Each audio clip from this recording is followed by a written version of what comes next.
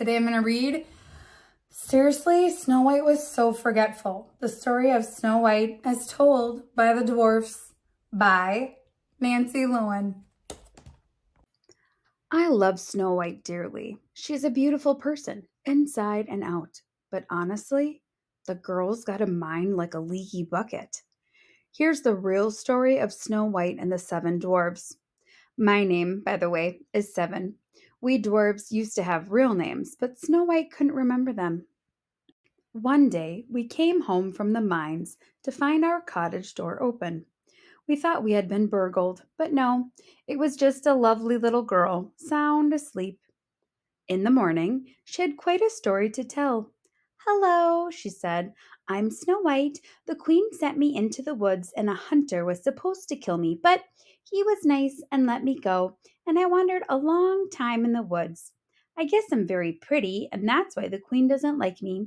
I'm Snow White. Would it be all right if I lived with you? I love playing house, and keeping house for real wouldn't be all that different, would it? Did I tell you my name is Snow White?" Wow, did she have energy? Life with Snow White was interesting. She'd forget to turn on the stove, she'd forget to turn it off.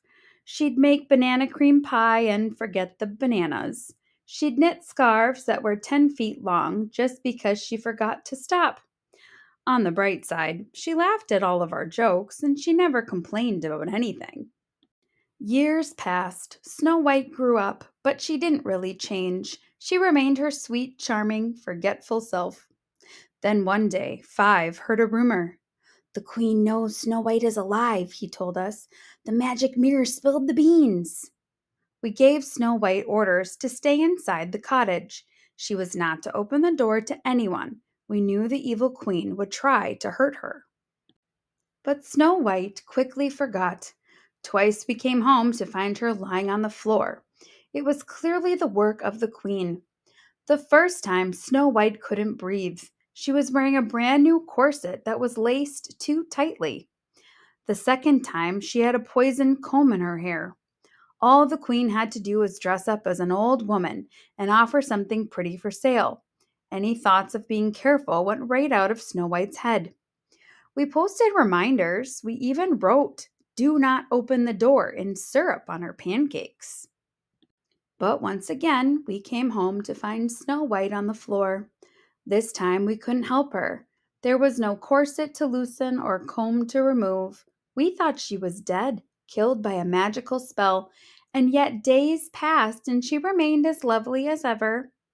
"It's like she's forgotten how to wake up," Five whispered. We couldn't make ourselves bury her, so we placed Snow White in a glass coffin and brought her to a spot on the mountainside.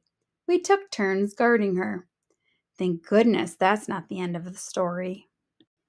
One day I heard voices in the woods.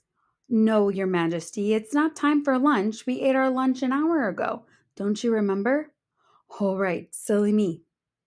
Suddenly I was face to face with a prince, but he barely noticed me. He couldn't take his eyes off Snow White. "What happened to her?" he asked. "What's her name?" I told him the whole story. "She's the most beautiful girl I've ever seen," he breathed. "Those lips, those eyes. What did you say her name was?" "Could I take her with me? Now that I've seen her, I don't think I can live without her. What silky hair she has. Tell me again, what's her name?" I smiled. The prince reminded me of a certain someone. We were bringing Snow White back to the cottage so the other dwarfs could say goodbye. Without warning, the prince stopped and turned around. "Hey, what about lunch?" he asked. The servants slipped, the coffin slid, and Snow White coughed. I'd never heard such a beautiful sound. Out of her throat flew a bit of rosy red apple. Rosy red poisoned apple, that is. She sat up. "Did someone say something about lunch?" she asked. Yes, Snow White married the prince, of course. The queen actually showed up at the reception, if you can believe it. Everyone threw dinner rolls at her and booed so loudly that she ran away and was never heard from again. Things are pretty much back to normal now. When it gets cold outside, we're grateful for our 10-foot scarves, and every once in a while we make banana cream pie without any bananas, just for old time's sake.